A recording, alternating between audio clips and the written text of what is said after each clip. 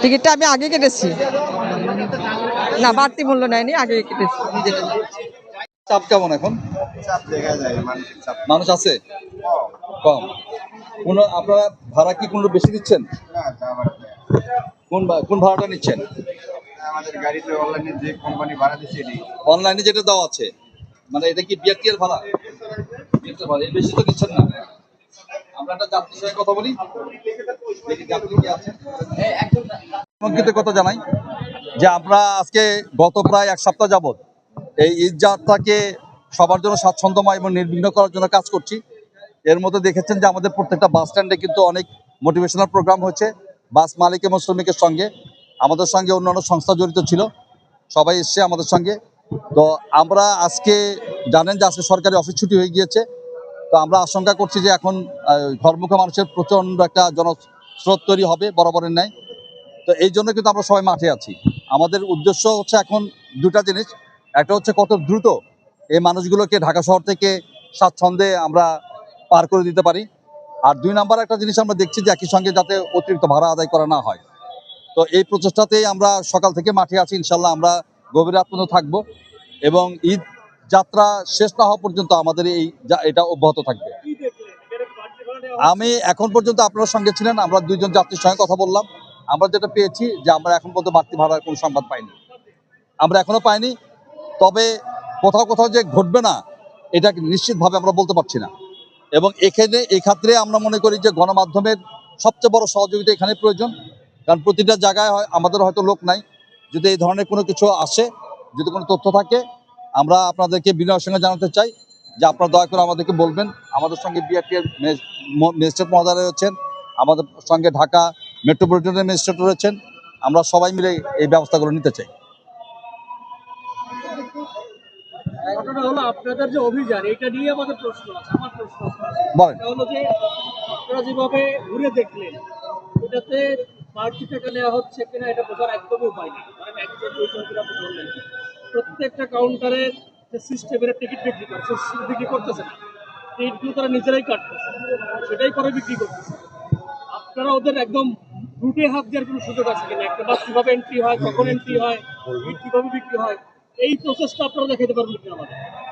আমরা তখন তাহলে আশ্বস্ত হব। আপনি আপনি আপনি আপনি জিনিসটা যেটা বললেন এটা হয়তো বা ঠিক না না, এটা পুরানো না। আমি কথা এখানে আমি কাউন্টারে না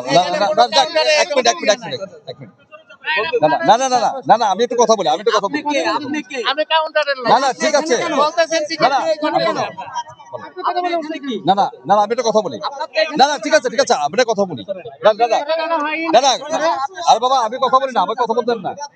আমি বলি আমরা আমরা বাবা আমি কথা বলতেছি।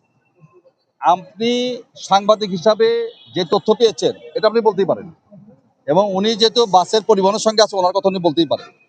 আমরা কাউকে এখানে অপোজ না করি, এবং আমরা কিন্তু এখানে একটা ইনভেস্টিগেশনে আসি নাই, অথবা আমার আসার উদ্দেশ্য কিন্তু কাউকে জরিমানা করা, কাউকে জেলে পাঠানো না। আমাদের আসার উদ্দেশ্য হচ্ছে যাত্রীদের মধ্যে একটি সাহস সঞ্চয় করা এবং তাদেরকে একটা মেসেজ দেওয়া যে আমরা তাদের পাশে আছি। এবং দেখেন আমরা পাশে থাকি বলেই রাস্তায় কিন্তু গাড়ি চলছে, ট্রাফিক ফ্লো চলছে।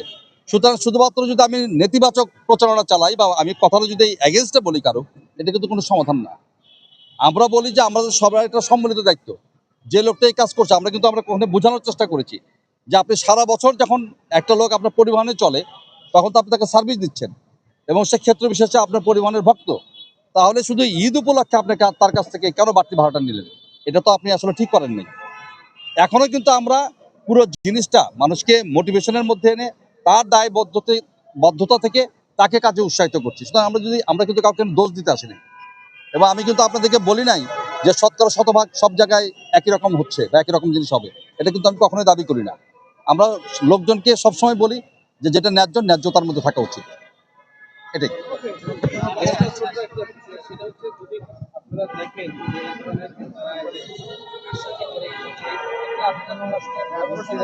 একশো বার আমাদের তো মাননীয় মন্ত্রী মহোদয়রা বলেছে, আমাদের 999 আছে, আমাদের এখানে বিআরটি আছে, সবারই কন্ট্রোল রুম খোলা আছে। এবং এখানে এখানে এখানে এখানে আমাদের দেখেন, এখানে আমাদের মেট্রোপলিটন পুলিশের মাননীয় ম্যাজিস্ট্রেট মহোদয়রা আছেন। আমরা কিন্তু এই কাজগুলো করছি। এই কাজগুলো যদি না হতো, আপনি 100 যাত্রীকে জিজ্ঞেস করে আপনি 100 যাত্রী বলতো যে ভাড়া বেশি নিচ্ছে, সেটা কিন্তু হচ্ছে না। আপনাদের সামনে আমরা কথা জিজ্ঞেস করছি। কিন্তু আমরা তো সবার সাথে যোগাযোগ করা সম্ভব না। আপনার ডিসি সাহেবকে ফোন দিলে তো উনি ফোন ধরে না। এই প্রত্যেকের অভিযোগ।